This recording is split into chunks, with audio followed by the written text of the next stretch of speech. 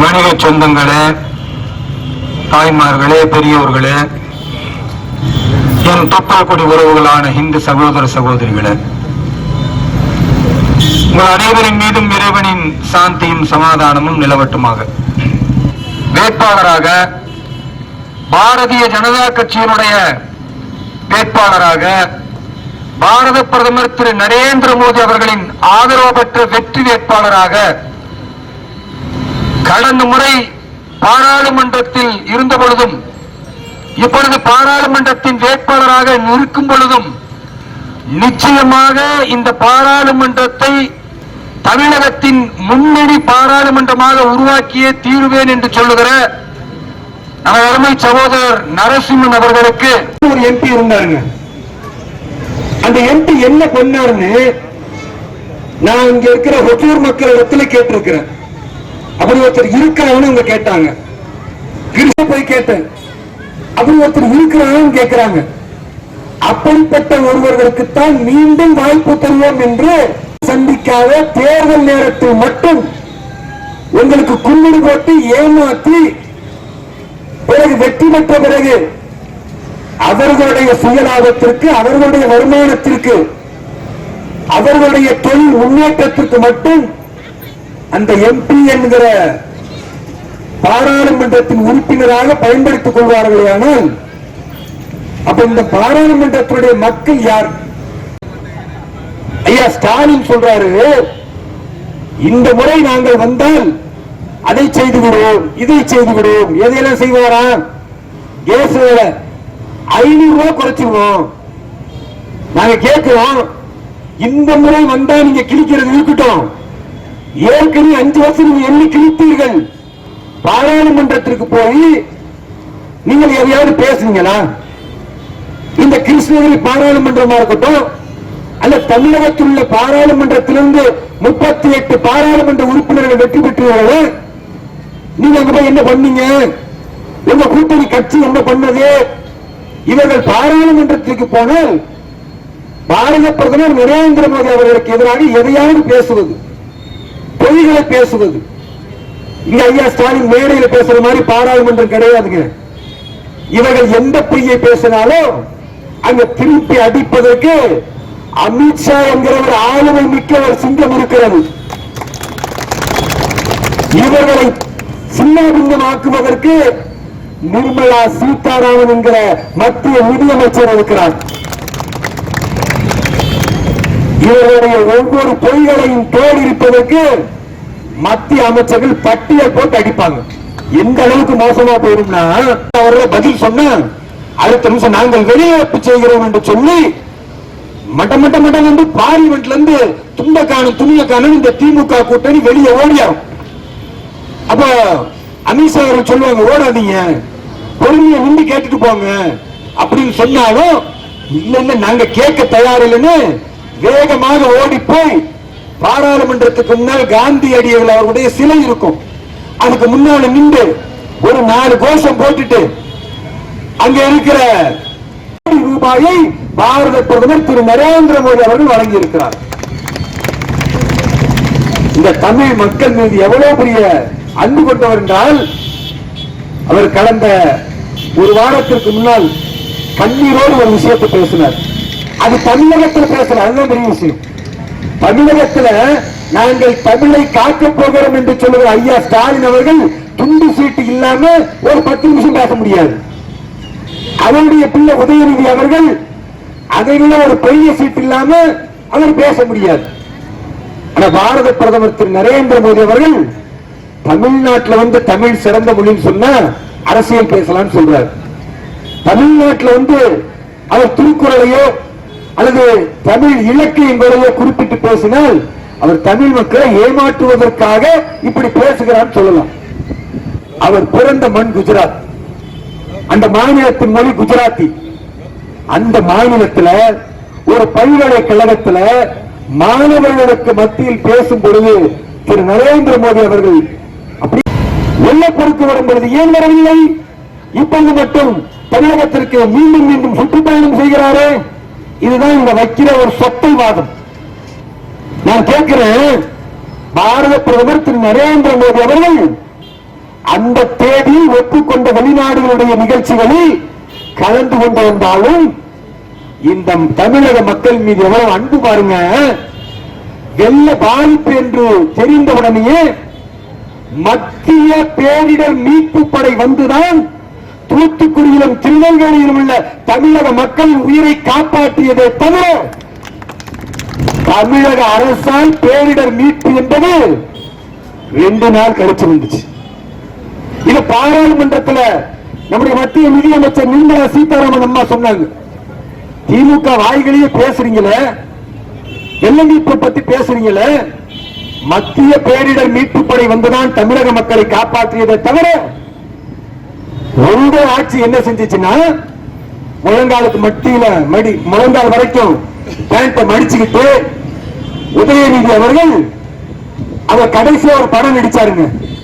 அந்த படத்து டைரக்டர் கூப்பிட்டுக்கிட்டு தண்ணியில நடந்துகிட்டு பின்னால 20 கேமராக்களை வைத்துக் கொண்டு பார்வையிடுகிறார். அட பாவிகளா, சினிமா டைரக்டர் கூட போய் வெள்ள நிவாரணத்தை பார்வையிடக்கூடிய நீங்கள் வெள்ள நிவாரணத்துக்கு பாரத பிரதமர் வரவில்லை என்று பேசுவதற்கு யோக்கியதை இருக்க? அந்த பாரத பிரதமர் திரு நரேந்திர மோடி அவர்கள் தமிழக மக்கள் மீது எவ்வளவு அக்கறை பாருங்க. மத்திய பேரிடரை அமைத்து அடித்து உடனே போகின்றார், வேகமாக வருகிறார்கள். அதற்கு அடுத்த நிமிஷம் இந்த நாட்டினுடைய 2 கேபினெட், மிக முக்கியமான கேபினெட் அமைச்சர்கள், அதில் 1 ராணுவத்தின் அமைச்சர் ஐயா ராஜ்நாத் சிங் அவர்கள் உடனடியாக தமிழகத்துக்கு விரைந்து செல்லுங்கள், 24 மணி நேரத்திற்குள் தமிழகத்தில் உள்ள வெள்ள பாதிப்பு என்ன என்பதை உடனடியாக எனக்கு தெரிவிக்க வேண்டும் என்று பாரத பிரதமர் சொல்லுகிறார். அடுத்த 24 மணி நேரத்திற்குள் ராணுவ அமைச்சர் தமிழகத்திற்கு வருகிறார். ஹெலிகாப்டரில் சுற்றி பார்க்கிறார், வெள்ள பாதிப்பு களத்தில் இறங்கி பார்க்கிறார், தமிழக முதல்வரை சந்திக்கிறார், மத்திய பேரிடர் மீட்பை சந்திக்கிறார். என்னெல்லாம் இன்று கேட்டுவிட்டு பிரதமரிடத்தில் சொல்லும் பொழுது அன்றைய மாலை 450 கோடி ரூபாய்களை பாரத பிரதமர் திரு நரேந்திர மோடி தமிழக மக்களுக்கு தந்தார்.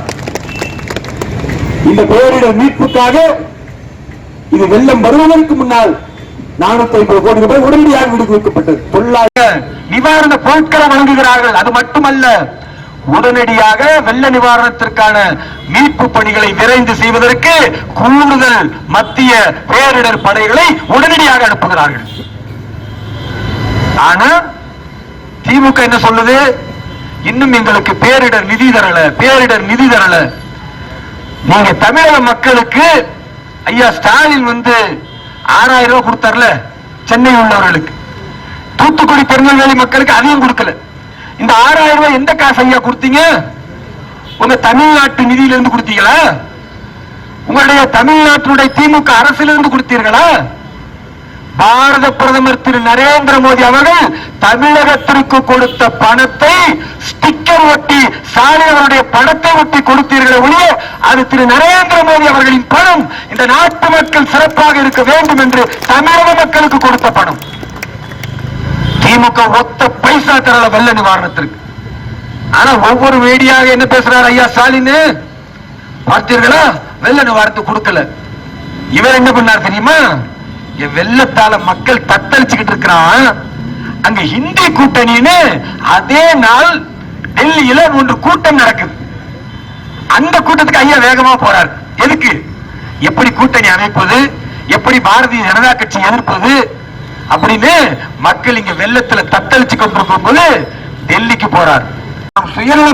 சுயநலமாக போய்விடுவோம், தேசத்தின் முன்னேற்றத்திற்கு எதிராக போய்விடுவோம் என்று உணர்ந்து எந்த இந்தி கூட்டணியை கட்டமைத்தாரோ அந்த நிதிஷ்குமார் அவர்கள் இந்தி கூட்டணியை தூக்கி எரித்துவிட்டு பாரதிய ஜனதா கட்சியோடு கூட்டணியில் இணைந்து இன்றைக்கு பீகார் மாநிலத்தில் பாரதிய ஜனதா கட்சியின் கூட்டணி ஆட்சி நடைபெற்றுக் கொண்டிருக்கிறது. அந்த இந்தி கூட்டணிக்கு இவர் போறாருங்க. இங்க வெள்ள பாதிப்புல மக்கள் சாதுக்கு தவிக்கிறான், தத்தளிக்கிறான். அங்க போய் உட்கார்ந்துகிட்டு இருக்கிறார். அப்ப ஹிந்தியில பேசுறாங்க. ஹிந்தியில ஒருவர் பேசுகிறார். இவருக்கு தான் ஹிந்தி தெரியாதுல்ல, ஹிந்தி தெரியாது போனா அப்படின்னு. எங்க தமிழ்நாட்டுல அங்க போனா ஹிந்தி கூட்டணியில ஹிந்தி தான் பேசுவாங்க. அங்க போய் அச்சா ஹே ஆஹ ஆஹ, இவருக்கு தெரியல ஆஹ நான் என்ன சொல்லுகிறேன், ஆஹ அது இப்படி நீ சொல்றாருல, அங்க போய் ஆஹ ஆஹ அவன் என்ன சொல்லுவான் ஹிந்தியில, ஆஹ அப்படின்னா ஆஹ இருக்கிற அப்படின்னு அர்த்தம். அவன் என்ன புரிஞ்சுக்கோ, வா இருக்கிறார் போல இருக்கு அப்படின்னு. அவன் ஹிந்தி தெரியும், இவங்களுக்கு ஹிந்தி தெரியாது, ஹிந்தி கத்துக்கவும் விட மாட்டாங்க. ஏன்? தமிழ்நாட்டை தாண்டி தமிழன் வெளியே போனா அவனுக்கு தேசப்பற்றும் தேசியமும் இந்த தேசத்துடைய முன்னேற்றத்தை பேச ஆரம்பிச்சிருவான். நீ இங்க இருக்கிற வரைக்கும் தமிழ் வழி பிடித்திரு அப்படின்னு ஒரு மொழி வெறியை உருவாக்குகிறார்கள். மொழியின் மீது அன்பு இருக்க வேண்டும், மொழியின் மீது பற்று இருக்க வேண்டும், மொழியனை தூக்கி பிடிக்க வேண்டும் என்பதில் மாற்று கருத்தில்லை. ஆனால் மொழிவெறி பிடித்திருக்க கூடாது என்பதுதான் பாரதிய ஜனதா கட்சியின் நிலைப்பாடு. இவர் இந்து கூட்டணிக்கு போயிட்டாருங்க, இங்கிலீஷும் புரியாது ஹிந்தியும் புரியாது, உனக்கு ஏதாவது புரிஞ்சா சொல்லியானதும் அவரும் தலையாட்டிட்டு அப்படின்னு அப்புறம் நேர போய் கோரிக்கை வச்சார். ஹிந்தியில பேசும்போது இங்கிலீஷ் டிரான்ஸ்லேஷன் பண்ணுங்க அப்படின்னு. நிதிஷ்குமார் அப்ப அந்த ஸ்டேஜில் இருக்கிறார். அவர் சொல்றார், ஹிந்தி தான் பேசுவோம், ஹிந்தியில தான் இங்க கூட்டம் நடக்கும், யாருக்கெல்லாம் பிடிக்குதோ அங்க உட்காரலாம் போது மானம் கெட்டு போய் ஐயா ஸ்டாலின் உட்கார்ந்தாரா இல்லையா? இது நான் பொய் சொன்னேனே காவல்துறை வழக்கு பொருத்தும். ஏங்க தமிழ்நாட்டு மக்களை யார கேள்வின்னு நினைச்சீங்களா நீங்க? இங்க வந்து தமிழ் மொழியை பேசுவீங்க, விரும்பினா உட்காரில வெளியே போன்னு சொல்லக்கூடிய ஹிந்தி கூட்டணியில ஹிந்தி பேசக்கூடியவர்களிடத்துல பள்ளியிட்டு உட்கார்ந்து விட்டு இங்க வந்து என்ன பேசுவாங்க? தமிழ் மக்களே, தமிழை போர்த்திய புலி கொண்டு வருகிறதா நரேந்திர கர்ஜிக்கக்கூடியவர். அவர் தமிழ் மொழியை போர்த்தல, தமிழ் மொழியை வச்சு ஏமாத்தல. அப்படின்னா தமிழ் மக்கள்கிட்ட பேசியிருக்கணும். ஐநா சபையில போய் சொல்லுகிறார், யாவும் ஊரே யாவரும் கேளீர் என்று உலகத்திற்கு கரியன் பூங்குன்றார் என்று என் தமிழ் புலவன் சொல்லி இருக்கிறான் என்று உலக நாடுகள் இருக்கும் சபைகளில் நம் தமிழ் மொழியை பெருமைப்படுத்தக்கூடியவருக்கு வாக்கு அரசியலுக்காகவா தமிழை பயன்படுத்த போகக்கூடிய ஒரே சின்னம் ஒரே அரசியலமைப்பு என்று கொண்டு போவோம் என்று சொல்லும் சாதித்து காட்டியது பாரதிய ஜனதா கட்சியினுடைய ஆட்சி. அயோத்தியில் 2000 ஆண்டுகளுக்கு முன்னால் அங்க இருக்கக்கூடிய அத்தனை இந்துக்களுடைய நம்பிக்கை இது ராம ஜென்ம பூமி, எங்கள் புனித பூமி என்று. அந்த கோவிலை கட்டி வழிபட்டுக் கொண்டிருக்கும் பொழுது எங்கோ இருந்து வந்த முகலாயர்கள் கோவிலை இடித்துவிட்டு மசூதி கட்டினாலும் அதை சட்டப்படி நாங்கள் தீர்ப்பின் மூலம் பெற்று மீண்டும் அயோத்தியில் ராமஜென்ம பூமியை உருவாக்குவோம் என்று சொன்னதை நிறைவேற்றி காட்டியவர் திரு நரேந்திர மோடி அவர்கள். அதே நேரத்தில் அதே அயோத்தியில 5 ஏக்கர் நிலத்தை கொடுத்து மசூதி கட்டக்கூடிய பணிகளையும் இன்றைக்கு ஆரம்பிக்கப்பட்டிருக்கிறதுனால் இதுதான் மத நல்லிணக்கத்தின் அடையாளம் என்பதை திமுகவும் அதனுடைய எதிர் கூட்டணி கட்சிகளும் உணர்ந்து கொள்ள வேண்டும். அது மட்டுமல்ல, எல்லாருக்கும் தெரியும், உடனே தலாக் தலாக் தலாக் போ பெத்த வீட்டுக்கு அனுப்பிடுவான். எவ்வளவு வேதனை ஒரு பெத்த தகப்பனுக்கு இருக்கும். அவன் போய் கெஞ்சுவான், கதறுவான். அந்த மாப்பிள்ளை பெத்தவங்க திமுறா இருப்பாங்க, மாப்பிள்ளை திமுறா இருப்பான், ஆணவத்தோடு பேசுவான். காவல்துறையில போய் கம்ப்ளைண்ட் கொடுப்பாங்க. காவல்துறை என்ன சொல்லுவாங்க? இல்லங்க நடவடிக்கை எடுக்க முடியாது, அது முஸ்லீம் பர்சனல் லா இருக்கு, நடவடிக்கை எடுக்க முடியாது. நீதிமன்றத்துக்கு போய் கதவை தட்டும், பொண்ணை பெத்தவனும் அந்த பெண்ணும் கை குழந்தையாக போய் கதவை தட்டும். நீதிமன்றம் சொல்லும், இல்லை உங்கள் மீது நாங்கள் எந்த நடவடிக்கையும் எடுக்க முடியாது, ஏன் அது முஸ்லீம் பர்சனல் லா இருக்கு அப்படின்னு. 60 ஆண்டு கால போராட்டம், 60 ஆண்டு கால காங்கிரஸ் ஆட்சி காலத்தில் கதறிய இஸ்லாமிய பெண்களுக்கு ஒரு தகப்பனாக கண்ணீர் சிந்தக்கூடியவன் எப்படி முடிவெடுப்பானோ அப்படி திரு நரேந்திர மோடி அவர்கள் 10 கோடி இஸ்லாமிய தண்டனை என்று தைரியமாக சொல்லி இஸ்லாமிய பெண்களின் தகப்பனாக இருக்கக்கூடிய ஒரு மனிதன் திரு நரேந்திர மோடி அவர்கள். யோசிச்சு பாருங்க, எப்படிப்பட்ட மனிதன். எந்த மதத்திற்காவது காழ்ப்புணர்ச்சி இருக்கா அவருக்கு? ஜனதா கட்சியின் சிறுபான்மை தலைவர்களை அழைத்து எங்கள் கையில் அந்த சாதர் என்று சொல்லக்கூடிய தர்காவிற்கு போடக்கூடிய அந்த துண்டை அழித்து நாங்கள் சுமந்து கொண்டு போய் ஒவ்வொரு வருடமும் அஜ்மீர் தர்கா ஷெரீஃபில் போடுகிறோமே.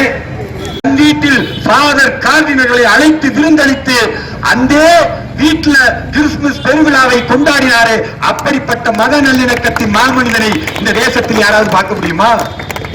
மதிக்க தெரிந்த மாமனிதன், அப்படிப்பட்ட ஒரு மனிதன், அப்படிப்பட்ட ஒரு மிகச்சிறந்த தலைவன் இந்த நாட்டை 3வது முறை ஆள வேண்டும் என்றால் இந்த கிருஷ்ணகிரி பாராளுமன்றத்தில் தாமரை சின்னத்திற்கு நரதர்மை சமூக நரசிம்மன் எக்ஸ்எம்பி இருக்காரு, அவருதான் தாமரை சின்னத்துல போட்டி போடுறாரு.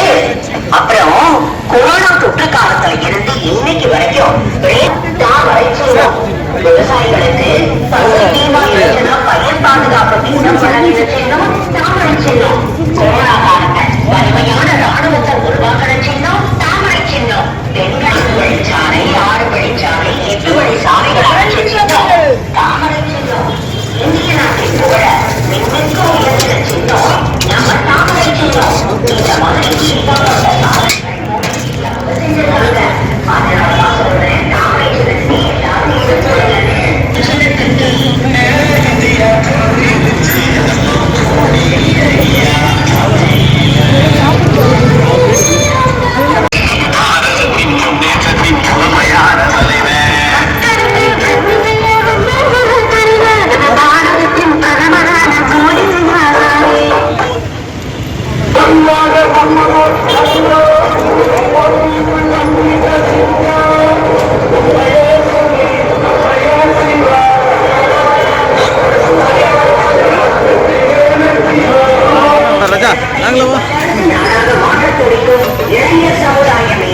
விவசாய அன்பர்களே, நம் இந்திய திருநாட்டை மேலும் வளர்ச்சி அடைய செய்திட வந்துவிட்டது பாராளுமன்ற தேர்தல். வருகின்ற 19/4/2024 நாளில் நடைபெறும் ஆண்டாவரியான சமுதாய ஆட்சி பெற்ற வேட்பாளர் உங்கள் வீட்டு பிள்ளை ஸ்ரீ நரசிம்மன் எக்ஸ்எம்பி அவர்களுக்கு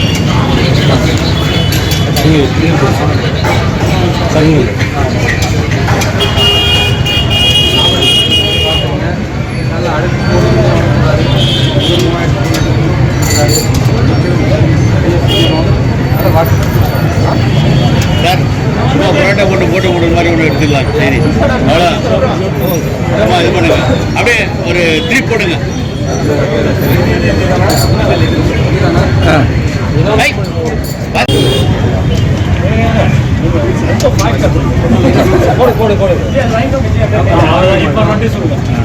ரொட்டியில் பரோட்டா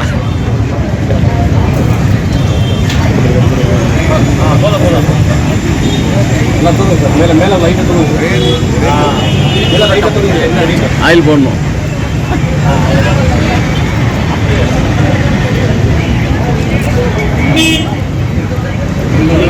பன் பரோட்டாவா? அப்படியே பார்சல்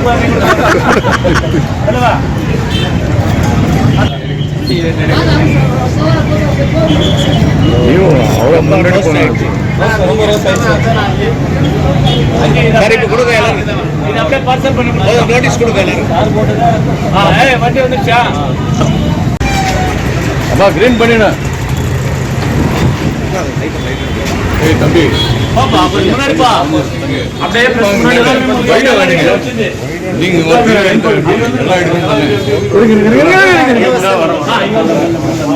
அங்கே இல்ல சார், இந்த பக்கம் பார்த்து எடுத்தா இப்படி பார்த்து நீங்க மறைச்சிட்டீங்க. அவரும் வலிவிட்டுருங்க, ஜாப் போடுங்க. ஃப்ரீயா விடுங்க. மொபைல் வெளியே சார் கொடுத்துருங்க. இந்த முறை தாமரைக்கு வாக்களிங்க. நரசிம்மன் நிற்கிறாங்க.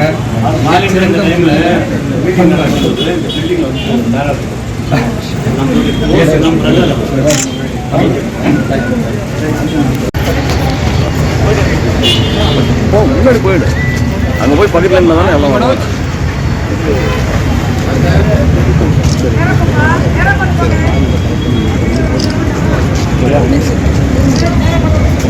நோட்ஸ் கையில் வச்சுங்க.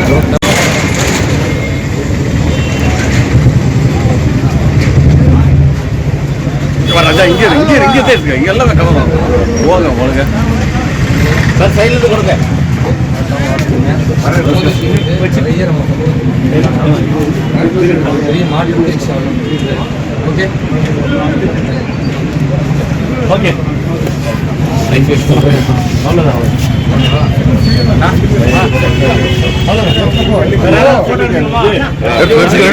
எடுத்துக்கோ.